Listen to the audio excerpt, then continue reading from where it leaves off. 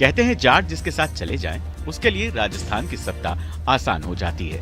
दूसरे शब्दों में कहें, राजस्थान की पूरी सियासत जाट लैंड के इर्द गिर्द ही घूमती है।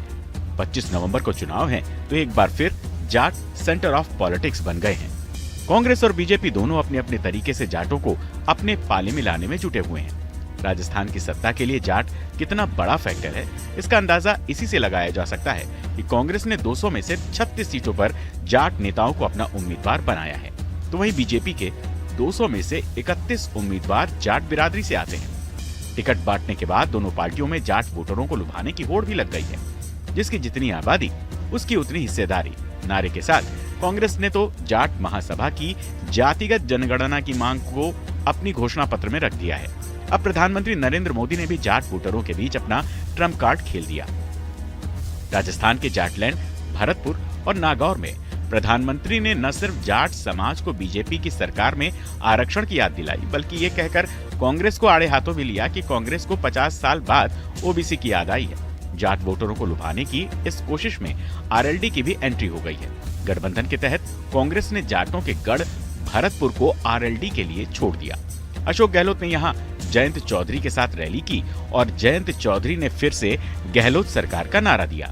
2019 के लोकसभा चुनाव में बीजेपी के साथ रहे राजस्थान में जाटों के बड़े नेता हनुमान बेनीवाल की पार्टी इस बार अलग ताल ठोक रही है। ऐसे में गहलोत सरकार से नाराज जाट वोटर्स बीजेपी और बेनीवाल के बीच पड़ जाएंगे। ऐसा हुआ तो बीजेपी को नुकसान हो सकता है। साल 2018 में हनुमान बेनीवाल की नई नवेली पार्टी सिर्फ 3 सीटों पर जीती थी, लेकिन कई सीटों पर बीजेपी का खेल बिगाड़ दिया था। हम बीजेपी का इसलिए कह रहे हैं क्योंकि पहले बेनीवाल बीजेपी के साथ हुआ करते थे। हरियाणा में बीजेपी के सहयोगी दुष्यंत चौटाला की पार्टी जननायक जनता पार्टी भी राजस्थान चुनाव में उतरी है, लेकिन यहाँ कोई गठबंधन नहीं है। क्योंकि चौटाला खुद जाट हैं, इसीलिए वो भी कुछ सीटों पर बीजेपी को नुकसान पहुंचा सकते हैं। कुल मिलाकर राजस्थान की सबसे बड़ी ओबीसी आबादी यानी जाट समाज के वोट बैंक पर बीजेपी और कांग्रेस समेत 3 और दलों की नजर है। अब सवाल यह है कि आखिर राजस्थान की राजनीति में जाट वोट इतने अहम क्यों हैं? इसके पीछे की सबसे बड़ी वजह इनकी आबादी है। राजस्थान के कुल वोटर में 14% हिस्सेदारी अकेले जाटों की है। 200 में से करीब 60 सीटों पर जाट आबादी हार और जीत तय करती है। नागौर, भरतपुर, जैसलमेर, बाड़मेर, जोधपुर, धौलपुर, चुरू, झुंझुनू और जयपुर के आसपास की कई सीटें ऐसी हैं जहां जाट वोटर नतीजों को पलटने की ताकत रखते हैं। जाटों के बारे में एक और बड़ी दिलचस्प बात है। ऐसा माना जाता है कि जाट समाज चुनावी समीकरण को ताक पर रखकर एक साथ एक जगह वोट डालता है। मतलब जिधर चले सब साथ चले वाली बात हो जाती है।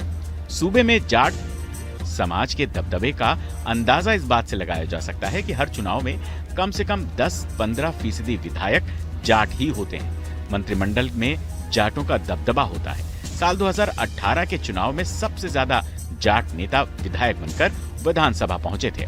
इस बार जाट महासभा ने अपने 50 लोगों को विधायक बनाने का टारगेट रखा है। सबसे ज्यादा वोट बैंक और 1/3 सीटों पर हार जीत तय करने की ताकत के साथ जाट समाज की लंबे अरसे से जाट मुख्यमंत्री की मांग रही है।